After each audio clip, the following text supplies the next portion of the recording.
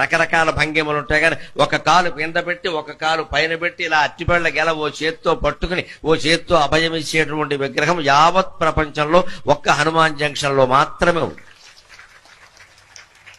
దాన్ని దర్శించుకుని మనం ఊరికే పూజలు చేయడం హారతలు ఇవ్వడం కాదు, స్ఫూర్తి పొందాలి, ఒక స్ఫూర్తి పొందాలి.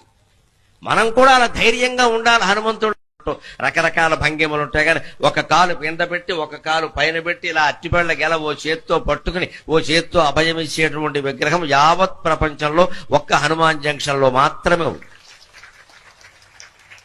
దాన్ని దర్శించుకుని మనం ఊరికే పూజలు చేయడం హారతలు ఇవ్వడం కాదు, స్ఫూర్తి పొందాలి, ఒక స్ఫూర్తి పొందాలి.